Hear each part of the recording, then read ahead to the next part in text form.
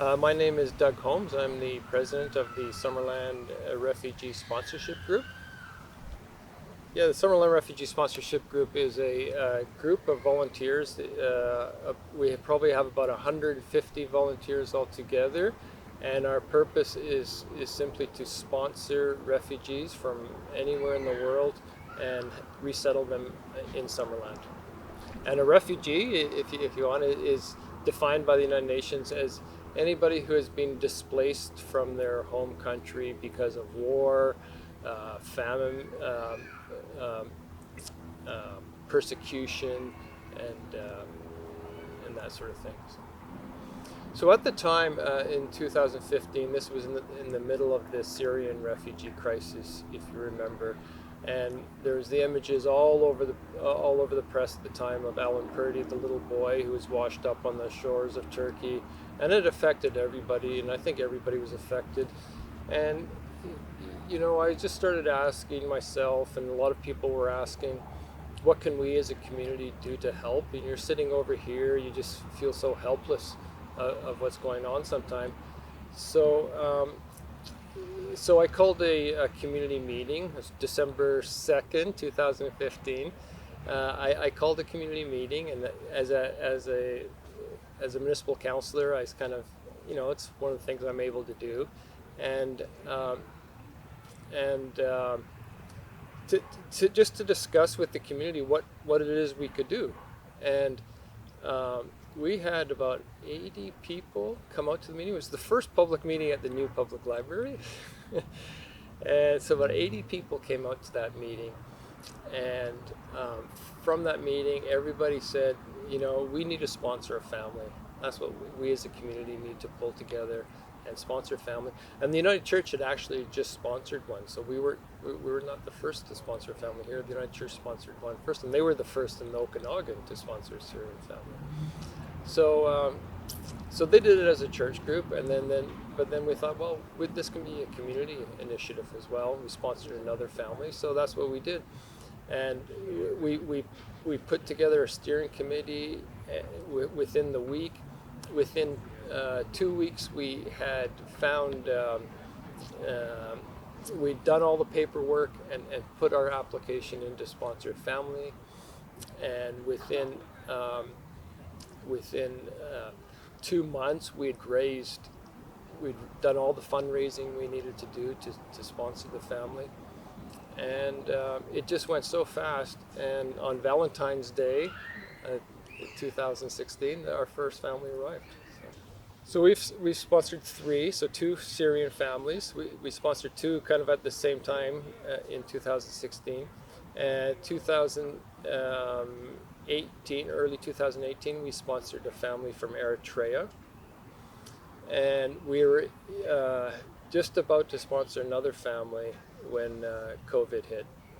And that kind of threw a wrench into everything. So all international travel stopped, and that included bringing refugees in. So we're attached. We still have a family. We're in touch with them, a family from South Sudan, and we've been waiting a year and a half, I guess, to bring them in, and we hope they're still coming. We're still in touch. We're still their sponsors, official sponsors, and so we'll see what the situation is. But once the pandemic situation calms down a bit, we hope they'll arrive. Mary Trainer approached me to write an article for the OHS, and I was delighted. We've been quite diligent at documenting our history, our dates, our timelines of what's happened when we got registered as a nonprofit society, when we got our charitable status, and all this stuff.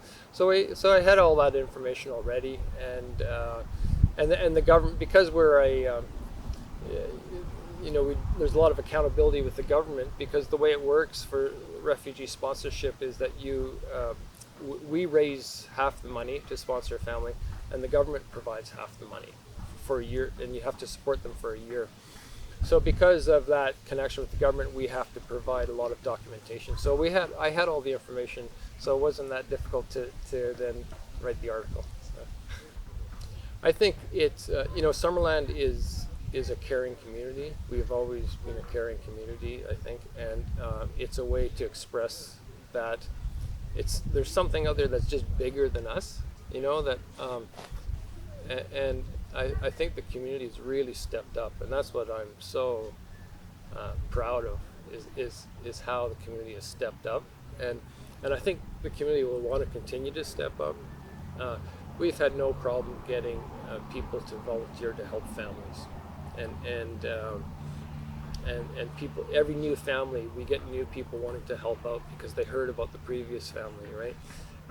So, with the way the world's going, there's not going to be an end to the refugee crisis anytime soon.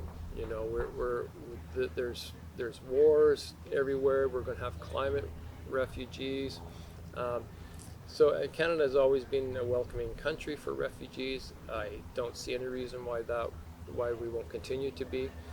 And I think people in Summerland really want to do their part and help. And it's great when the families arrive here. They're made to feel so welcome by the people of Summerland.